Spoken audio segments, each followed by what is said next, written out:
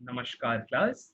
Let us see this question number 6 of NTA Abhyas app paper number 67. बहुत ही अच्छा सवाल है। हमें स्पीड और टाइम का एक ग्राफ दिया हुआ है और इन चार में से किसी एक ऑप्शन को सही टिक करना है। कौन सा सही है? पता है क्या?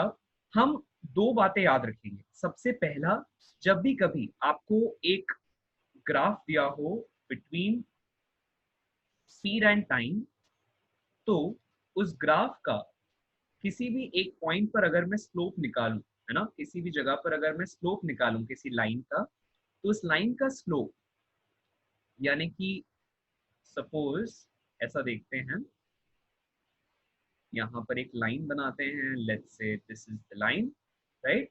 और इस लाइन के सपोज ये दो पॉइंट्स हैं, राइट। और ये डिस्टेंस जो है, let's say this is delta y, this is delta x. क्या हम किस तरह के ग्राफ की बात कर रहे हैं? हम बात कर रहे हैं speed versus time graph. Speed versus time graph.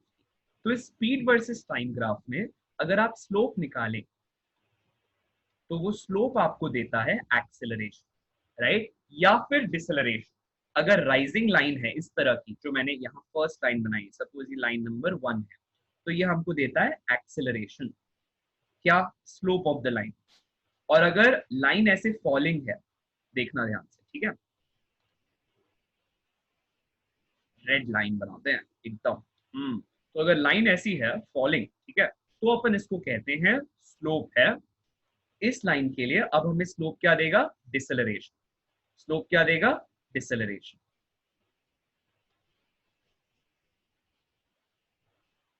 मतलब गाड़ी की गति घट रही है, हमको ये समझ में आ रहा है सेकंड वाले लाइन से। ठीक, क्लियर है? एग्जाम्पल देख लो यहाँ पर, ये वाली जो लाइन है ना, 0 से 10 सेकेंड के बीच में, वो राइजिंग लाइन है। तो यहाँ पर गाड़ी की स्पीड बढ़ रही है, गाड़ी एक्सेलरेट हुई, ठीक है। थोड़ी देर तक गाड़ी की स्पीड कांस्टेंट रही। स्पीड कांस्टेंट रही मतलब गाड़ी आगे बढ़ रही है एक कांस्टेंट गति से, एक कांस्टेंट स्पीड से, दैट इज 15 मीटर पर सेकेंड। फिर वापस गाड़ी एक्सेलरेट होती है, अपन दबाते हैं ना एक्सेलरेटर, तो ये एक्सेलरेटर अपन ने दबाया, ठीक है, और गाड़ी फिर से आगे एक्सेलरेट हुई। फिर वापस इस पॉइंट से यहां तक देखो, ब्रेक काम कर रहा है। ब्रेक काम कर रहा है मतलब इमेजिन करो अभी गाड़ी चला रहे हो, उसमें अपन ने ब्रेक दबा दिया, तो ये ब्रेक की वजह से वापस गाड़ी की स्पीड कम हो गई, है ना। फिर थोड़ी देर तक from 35th second to 45th second गाड़ी की स्पीड फिर से कांस्टेंट हो गई, और वापस गाड़ी की स्पीड देखो यहाँ पर, ये स्पीड हुई थी 20 मीटर पर second, right, eight 45th second. यहां से 50 सेकेंड पर, right, at the 50th second गाड़ी की स्पीड फिर से जीरो हो गई। क्लियर हो रहा है क्या हुआ इस दौरान in terms of speed and acceleration, right. यहाँ एक्सेलरेशन, यहाँ जीरो एक्सेलरेशन, क्योंकि गाड़ी की स्पीड कांस्टेंट है बिटवीन 10 to 15 सेकेंड्स, राइट। फिर वापस एक्सेलरेशन, फिर डिसेलरेशन, फिर वापस जीरो एक्सेलरेशन, राइट, और यहाँ फिर से डिसेलरेशन। गाड़ी की स्पीड इनिशियली भी जीरो थी, फाइनली भी जीरो है, क्योंकि ये वाला जो वाई एक्सिस है वो स्पीड डिनोट कर रही है। डाइजेस्ट हो रहा है जो मैंने समझाया? ठीक है, देखो अब आगे बढ़ते हैं, है ना। तो अब इस सवाल में ना अलग अलग तरह के दांव पेच हो सकते हैं, बनाने का अलग अलग तरीके हो सकते हैं। पहला जो पॉइंट है वो क्या लिखता है?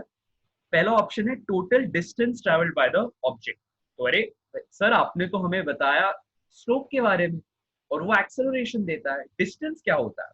तो इसीलिए पहले दूसरा पॉइंट सीख लो। स्पीड और टाइम ग्राफ में, स्पीड और टाइम ग्राफ में जो भी हमारे पास ग्राफ दिया हुआ है, लेट्स से इस तरह का ग्राफ है, ठीक है, तो इस ग्राफ के और टाइम एक्सिस के बीच में, सपोज ये टाइम एक्सिस है, ये स्पीड एक्सिस है ना, तो ये वाला area between the graph and the time axis, ये आपको देता है टोटल डिस्टेंस ट्रेवल्ड। क्या देता है? Total distance travelled. तो एरिया देता है डिस्टेंस ट्रेवल्ड, और स्लोप देता है हमें एक्सेलरेशन या डिसेलरेशन, ये क्लियर होना चाहिए, right. Area gives you distance travelled और हमें स्लोप से मिल रही है एक्सेलरेशन या डिसेलरेशन, करेक्ट। क्लियर है ये बात? ठीक है। अब जब क्वेश्चन पढ़ोगे ना, क्यों बन जाएगा फटाफट से। देखो, पहला सवाल या पहला option, the total distance travelled by the object, कैसे निकालोगे? ये पूरे एरिया का सम करते जाओगे, यानी कि इस ट्रायंगल के एरिया का सम, राइट। फिर यहाँ पर ये रेक्टेंगल बना दो, देखो इसके एरिया का सम, इस तरह से फिर ये ट्रेपेजियम के एरिया का सम, इसका एरिया, इसका, राइट, एंड सो ऑन। तो जैसे ही इस पूरे फिगर के सभी सेक्शन के एरियाज का सम कर लोगे, you will get the total distance, right. अब हम जानते ही हैं, है ना, किसी भी ट्राइंगल का एरिया होता है हाफ बेस इनटू हाइट, इस रेक्टेंगल का एरिया भी आ जाएगा, right, base into height. Trapezium का एरिया भी हम जानते हैं कैसे निकालते हैं, right, half into sum of parallel sides into distance between them, right। तो इस तरह से जब आप कैलकुलेशन करोगे of the area with in this entire region, तो वो निकल के आएगा इक्वल टू 975। ये दिया हुआ है आंसर इन द एनटीए अभ्यास, राइट। मैं आपको एक और सरल तरीका बताता हूँ। कभी कभी अगर ये कैलकुलेशन आसान हो सकता है दूसरे कैलकुलेशन इससे भी ज्यादा आसान हो, राइट। ये तो आसान है ही, समझ में आ गया, सिर्फ एरियाज का सम करना है। लेकिन एक और क्या आसान तरीका हो सकता है, देखो अब, ठीक है। हम क्या करेंगे, एक एक करके अलग अलग जोन्स की एक्सेलरेशन निकाल लेंगे। तो सेकेंड वाले पॉइंट में एक्सेलरेशन को मैक्सिमम बताना है कि मैक्सिमम है कि नहीं, राइट। 2 मीटर पर सेकेंड स्क्वायर मैक्सिमम एक्सेलरेशन है या नहीं। तो जब आप एक्सेलरेशन निकालोगे ना, तो देखना यहाँ पर इस जोन में 0 से 10 सेकेंड्स के बीच में एक्सेलरेशन क्या होगी, स्लोप ऑफ द ग्राफ, तो क्या हो जाएगा, देखो 15, यानी कि ये delta y upon delta x, right, that is 15 upon 10, that is 1.5, ठीक है। तो बिटवीन 10 0 टू 10 सेकेंड्स, ये अपन यहाँ टाइम लिखते हैं और ये एक्सेलरेशन लिखते हैं। एक्सेलरेशन आ रही है 1.5 और यूनिट ऑफ कोर्स है मीटर पर सेकेंड स्क्वायर, ठीक है। अच्छा, अब अगला केस देखो।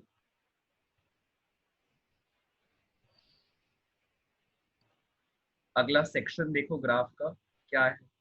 यहाँ पर देखो, इस जगह पर अपन ने क्या बोला था, गाड़ी की स्पीड कांस्टेंट है। तो 10 से 15 सेकेंड्स के बीच में क्योंकि स्पीड कांस्टेंट है, इसीलिए एक्सेलरेशन 0 है।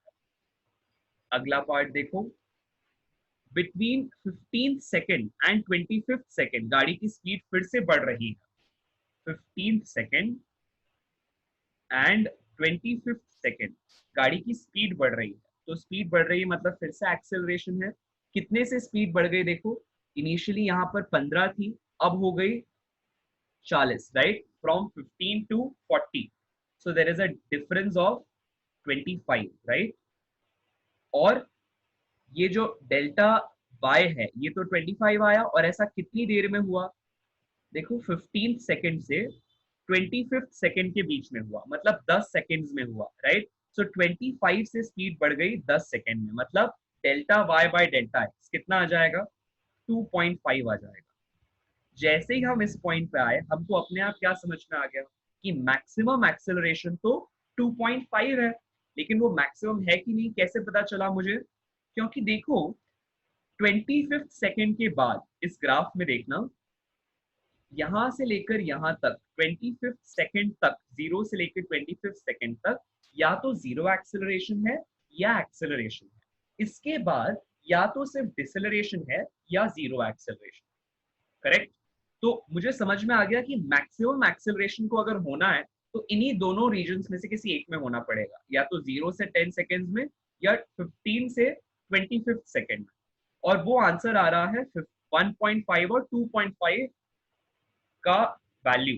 इसका मतलब मैक्सिमम एक्सेलरेशन इज 2.5। वो तो ऑब्वियस है, दिख रहा है 1.5 और 2.5 में से 2.5 बड़ा है।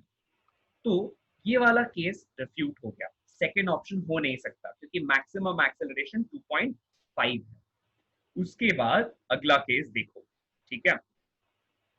नेक्स्ट केस क्या लिखता है, मैक्सिमम डिसेलरेशन की बात कर रहा है। तो अब यहाँ सेकेंड, ये जो यहाँ पर ये वाला फेज है, इस फेज की डिसेलरेशन देख लो कितनी है, चेक करो। डिसेलरेशन को अपन नेगेटिव एक्सेलरेशन भी बोल सकते हैं, है ना। तो डिसेलरेशन कितनी आ रही है, यहाँ से लेकर यहाँ तक स्पीड कम कितने से हुई है, इनिशियली वो यहाँ एट 25th सेकेंड स्पीड है 35, और फिर 35th सेकेंड पे हो गई 20, मतलब स्पीड हो गई 15 से कम। We are talking about 25th second to 35th second, है ना। इन 10 सेकेंड्स के बीच में स्पीड जो कम हुई है दैट इज बाय 15 मीटर पर सेकेंड, 35 माइनस 20, करेक्ट। और जो टाइम लगा है दैट इज 10 सेकेंड। कहने का मतलब जो डिसेलरेशन है, जो डिसेलरेशन है that is 1.5, right.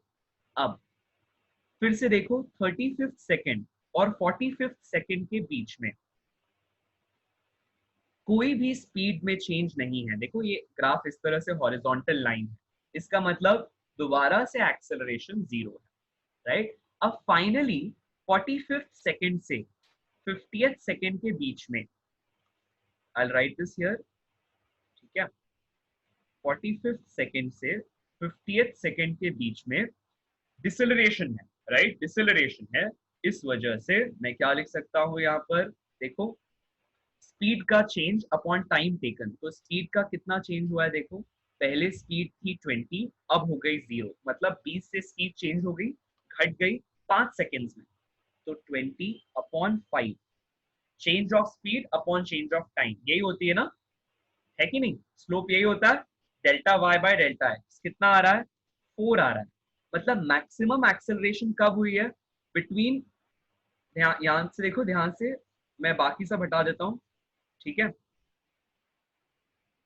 45th second से 50th सेकेंड के बीच में मैक्सिमम डिसेलरेशन हुई है, और उसकी वैल्यू है, उसकी वैल्यू है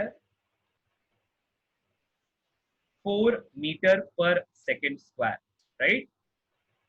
4 मीटर पर सेकेंड स्क्वायर। देखो इसीलिए मैंने पहले फेज और दूसरे फेज को अलग अलग कलर से दिखाया है, क्योंकि पहले फेज में सिर्फ एक्सेलरेशन हुई है या जीरो एक्सेलरेशन है, सेकेंड फेज में सिर्फ डिसेलरेशन हुई है या जीरो एक्सेलरेशन, ठीक है। तो हमको समझ में आ गया कि जो मैक्सिमम डिसेलरेशन है वो है 4, राइट, और जो कि हुई है 45th से 50th सेकेंड के बीच में, जबकि यहाँ 25th से 35th सेकेंड की बात कर रहा है। तो इसीलिए सी ऑप्शन भी गलत हो गया, राइट। हम कैटेगरी वाइज देखो कैसे धीरे धीरे समझ समझ के एनालाइज कर रहे हैं। क्यों कर रहे हैं, क्योंकि एग्जाम में जरूरी नहीं है वापस ऐसा ही क्वेश्चन है, थोड़ा बदल सकता है ना। अभी तो फर्स्ट केस सही है, हमको समझ में आ गया, लेकिन सेकेंड केस क्यों गलत है ये भी पता होना जरूरी है ना। अच्छा, अब लास्ट देखो, ऑप्शन है object was at rest between 10 second and 15 second. 10 से 15 सेकेंड के बीच में बोलता है ऑब्जेक्ट रेस्ट पे है क्या। ऑब्जेक्ट की लाइन तो हॉरिजॉन्टल है, लेकिन इस हॉरिजॉन्टल लाइन का मतलब क्या है, स्पीड कांस्टेंट है। देखो आई मार्क दिस स्पीड, यहाँ पर देखो 15 मीटर पर सेकेंड पर स्पीड कांस्टेंट हो गई। स्पीड कांस्टेंट हो गई मतलब एक कांस्टेंट गति से गाड़ी अब भी आगे बढ़ रही है। सो 10th से 15 सेकेंड के बीच में भी गाड़ी आगे बढ़ रही है, गाड़ी की स्पीड कांस्टेंट है, पोजीशन कांस्टेंट नहीं है। 10th से 15th सेकेंड के बीच में the speed is constant, the speed is constant and equal to 15 meter per second, which means that the body is not at rest, body is not at rest, it is still moving, वो अब भी आगे बढ़ रही है, right. तो इसीलिए D option भी गलत हो गया। तो इस क्वेश्चन में हमने क्या किया, ओवरऑल क्लास हमने इस क्वेश्चन में देखा कि कैसे हर एक एक सेक्शन में हम निकाल सकते हैं distance travelled by this formula, और एक्सेलरेशन या डिसेलरेशन बाय दिस, यानी कि एरिया लोगे तो डिस्टेंस आएगा, स्लोप लोगे तो एक्सेलरेशन या डिसेलरेशन आएगी। उसके मदद से हमने कहा कि ऑप्शन बी, सी और डी गलत है, ऑप्शन नंबर ए सही है। Right, okay, clear, great, very good.